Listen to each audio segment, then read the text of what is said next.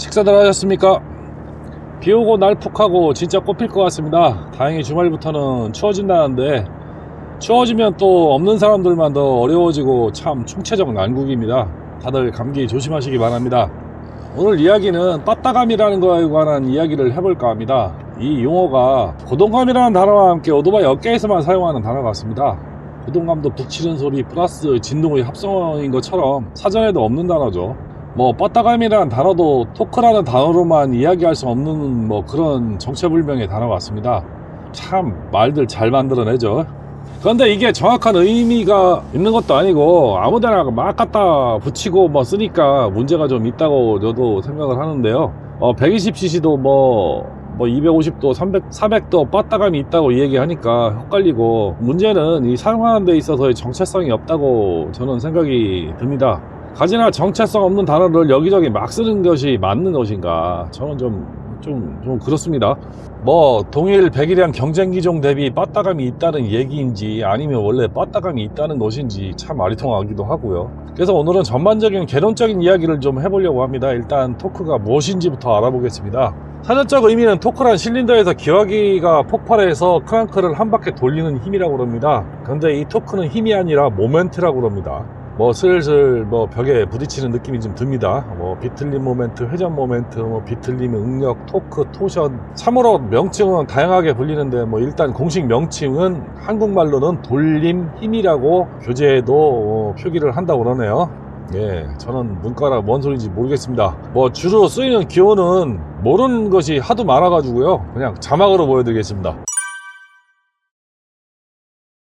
예, 나무위키에서 보았습니다. 이런 거 알아야 하나요? 저 기호 처음 보는 것도 많고요. 예, 그렇습니다. 위키피디아도 비슷한 내용으로 나옵니다. 물리학 수학 못하는 사람 서러워서 이런 것 이번에 많이 체감하게 됩니다. 35년 전, 예, 맞나요? 예, 한 그 정도에 봤던 수학 학력고사 점수 18점이 갑작스럽게 울컥 떠오르는 그때 생각하면 씨발자 욕을 안 할 수가 없죠. 예. 하여간 물리학자는 표현은 그렇답니다. 여기서 중요한 논점은 우리가 토크를 어떻게 느끼냐는 겁니다. 일단 오토바이 기어를 넣고 스로틀을 개방하면은 엔진이 딱 돌면서 파박하고 튀어나가는 느낌이 토크감이라고 보시면 되는데요. 다른 말로는 순발력이라고 생각하면 더 쉽게 이해가 되실 겁니다. 많은 분들이 마력과 헷갈려하는 부분이 이것이죠.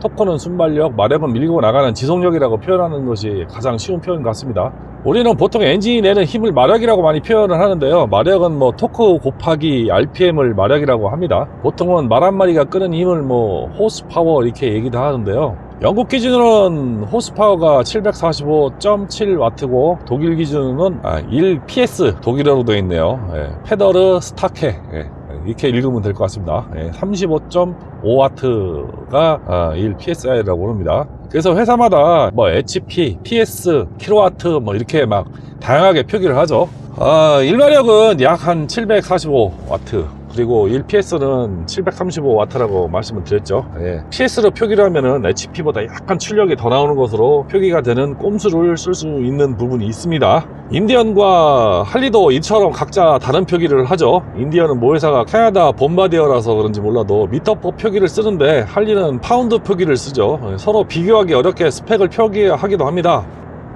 빠따 얘기하다가 너무 멀리 온 듯 합니다. 예, 다시 토크로 돌아가면은 보통은 오토바이 힘을 내는 마력을 많이들 얘기하다 보니까 토크는 표기를 안 하거나 할리나 인디안처럼 마력은 표기 안 하고 토크만 표기하는 경우도 간혹 있습니다. 이유는 본인들이 자신 있는 부분만 영업적으로 마케팅적으로 이용하기 위해서 그런 거 아닌가 하는 생각도 좀 들죠. 그리고 소비자도 보통은 마력만 이야기하지 토크에 관한 이야기는 거의 하지 않죠.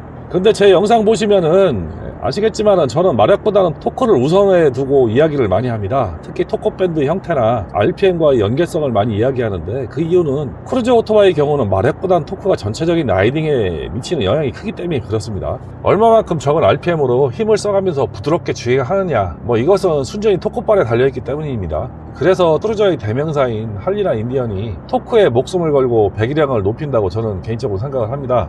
대신 마력은 포기했기 때문에 아주 적은 RPM인 1000rpm에서 한 4000rpm의 모든 토크가 나오게 세팅을 합니다. 그래서 극단적으로는 스트로크를 길게 주고 세팅을 좀 하는 듯 하고요. 실제 인디언은 스트로크가 할리보다는 짧게 설계되어 있어서 토크나 마력이 할리보다는 높습니다.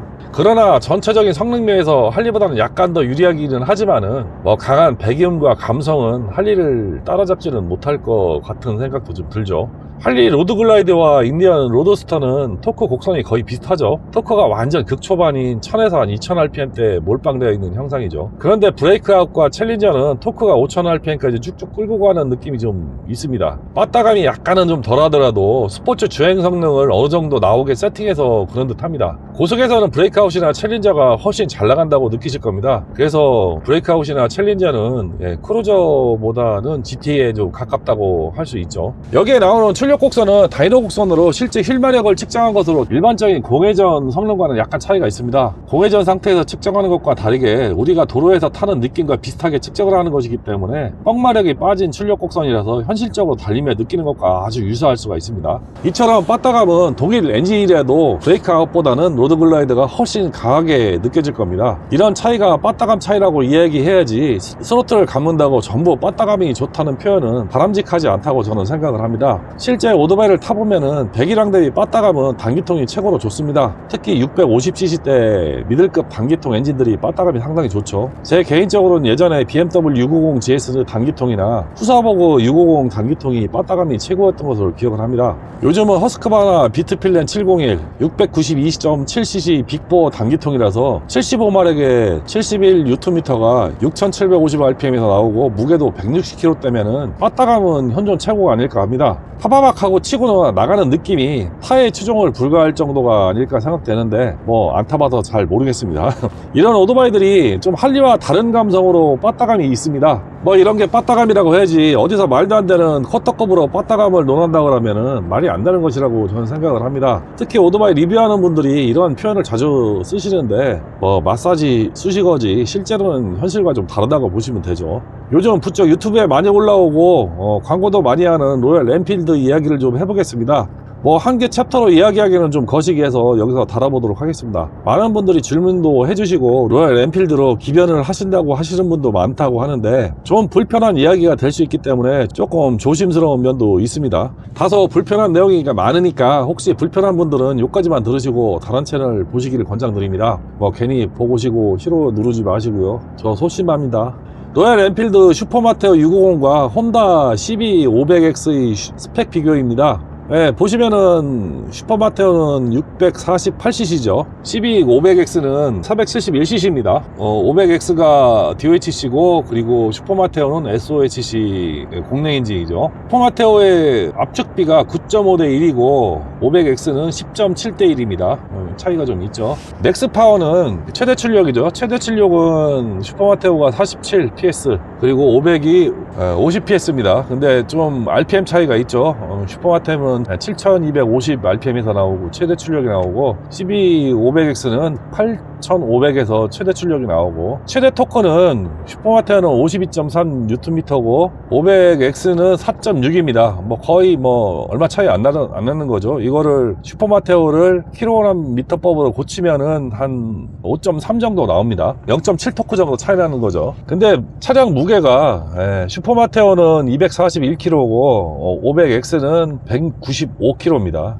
무게 차이가 상당히 많이 나죠. 이거 한 50kg 가까이 차이가 나는 거죠. 650이 500cc 대와 비교하는 게 좀 그렇긴 합니다만은 혼다도 사실은 출력을 좀 엄청 보수적으로 세팅하는 오토바이 제조사 중에 하나입니다. 650cc 미들급은 못해도 한 70마력 이상의 6토크 이상은 나와야지 정상이라고 보는데요. 슈퍼마테오는 많이 떨어지는 편이죠. 무려 500급과 비교될 정도로 떨어집니다. 감히 말씀드릴 수 있는 것은 슈퍼마테오가 초반에는 잘 나가는 것처럼 느껴지지만 출력 특성은 혼다 CB500X가 잘 나가는 오토바이입니다. 다이노 휠마력 특성만 봐도 로얄 엔필드와 같은 엔진을 사용하는 인터셉터 650 토크 곡선이 좀 지저분하죠. 아마도 3000에서 6000rpm 부분에서 약간은 멈칫하거나 울컥거리는 느낌이 있을 거라고 저는 개인적으로 판단을 하는데요. 혼다는 출력 곡선이 매끈합니다. 거의 9000까지 매끈하게 올라가죠. 저속에서 토크는 로얄 엔필드가 좋게 느껴지겠습니다만은 고속에서는 출력은 혼다가 훨씬 좋을 것 같습니다. 아마도 이런 걸 슈퍼마테오가 저속 뻗다감이라고 이야기는 할 수도 있을 것 같습니다. 초반 3000대 토크 마력 곡선이 울컹거림을 아마도 느끼시는 분은 좀 불편하게 느끼실 수도 있고요. 그리고 로얄 엔필드는 150 넣으면은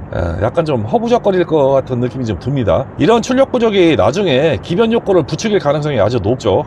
더 나갈 것 같은데 안 나가면 진짜 환장하죠. 솔직히 혼다도 출력이 좀 부족해서 150 이상으로 나가기는 해도 장거리를 그 속도로 달리기에는 부족한 것이 사실입니다. 둘 다 고속으로 달리기에는 부족한 엔진이 확실해 보입니다.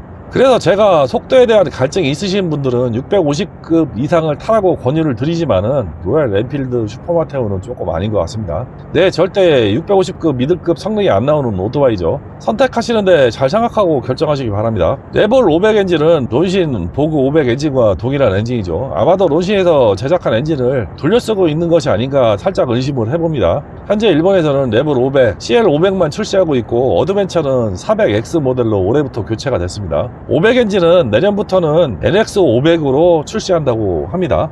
앞에 거론한 바뀐 400X 스펙입니다. 로얄 엔필드는 히말라얀 스펙이고요. 최고 출력이 혼다 절반밖에 안 나오죠. 오히려 배기량이 히말라얀이 배기량이 높은데도 불구하고 그렇습니다. 그렇다고 토크가 높은 것도 아니죠. 이해가 안 가는 부분은 로얄 엔필드는 대부분의 엔진 압축비가 9.5대 1로 만듭니다. 이게 여러가지 문제가 복잡하게 얽혀서 이렇게 만들 수밖에 없는 이유가 있을 겁니다.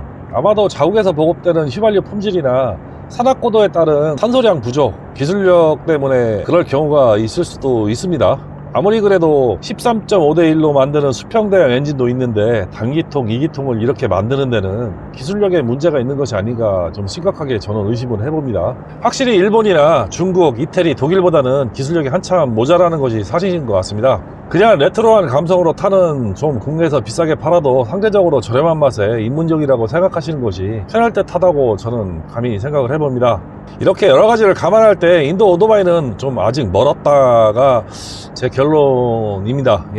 뭐 빠따가 어떻다, 고동감이 좋다라는 이빨림에 현혹돼서 큰 기대를 하고 구입하시면 후회하는 분들이 많을 듯 합니다. 그냥 저렴한 입문용이라고 생각하시고 나중에 다른 오토바이로 기변한다는 생각을 하시는 분을 위한 오토바이 정도라고 생각하시고 구입을 결정하시기 바랍니다. 정말 레트로한 감성을 원하신다면 디자인을 보고 고르시는 것이 괜찮아 보이기도 하는데 오토바이 구입 가격에 비해 기흥 인터내셔널에서 점검 비용 등 공임을 많이 받기 때문에 유지 운영하는데 약간의 비용이 많이 들어갈 것이라고 추측이 됩니다. 기흥이 할리 팔면서 터득한 액세서리 장사와 정비 센터 장사로 터득한 노하우를 로얄 엔필드에 녹여낼 가능성이 상당히 높죠. 이 점도 감안을 하셔야 됩니다. 그리고 로얄 엔필드 이야기하면서 구동감, 진동 이야기를 많이 하시는데 오토바이는 진동이 없어야 좋은 겁니다. 누군가는 일부러 진동을 내력으로 그렇게 만든다는 이야기도 하는데 어느 회사도 진동을 없애기 위해 노력을 하지 진동을 유지하거나 내려고 연구하지는 않습니다. 진동을 만들어내는 것은 기술력이 없어도 가능한 일이지만 진동을 없애는 일은 절대 쉽지 않은 일이지요.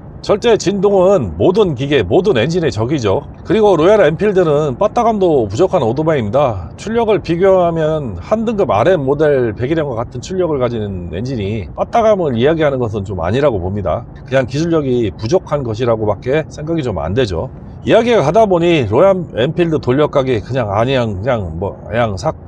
까기가 되었는데 간혹 댓글로 물어보시는 분들이 많아서 거론해 보았습니다. 네가 타봤냐 하실 수 있습니다. 안 타봤습니다. 타보고 싶은 생각도 별로 없고요. 관심도 별로 없고 제 취향도 아니라서 그렇습니다. 그냥 데이터, 외국 리뷰 몇 개 보고 뭐 하는 것이 전부죠. 그러나 그냥 안 타봐도 그냥 비디오입니다. 125, 250 정도 타다가 넘어오신 분들은 혹하시겠지만은 그보다 성능이 좋은 오토바이 타시던 분들은 그냥 무겁고 안 나가는 오토바이입니다. 아마 시동 걸고 한 100m만 달려보면 왜 이러지? 미들급인데 왜 이렇게 안 나가지? 하실 겁니다. 미들급 이상 되면 어느 정도 출력이 받쳐주면서 나가는 느낌이 있습니다. 리뷰어들이 이런 점을 이용해서 현혹하는 말에 혹하셔서 맹신하지 않으셨으면 합니다. 여러 모델 많이 타보시면 아실 겁니다. 괜한 이야기해서 로얄 엔필드 타시는 분에게 실망 드리려고 드리는 이야기는 아닙니다. 그냥 레트로를 좋아하시거나 이쁜 디자인이나 희귀성을 선택의 포인트로 정하셨다면 충분히 구입 가치가 있습니다만은 성능을 고려하신다면 절대 선택하면 안 되는 오토바이라고 저는 생각을 합니다. 현명한 선택하시리라 저는 생각을 합니다. 오늘은 빠따감에 관한 이야기를 해보았습니다. 너무 오리지널으로 스펙트럼을 넓혀서 이야기한 점도 있는데 본인이 만족하면 그만이죠. 다만 현혹돼서 구입하셨다가 또 기변을 하시는 분들을 위한 이야기라고 생각하시면 될 것 같습니다. 오늘도 시청해 주셔서 감사합니다.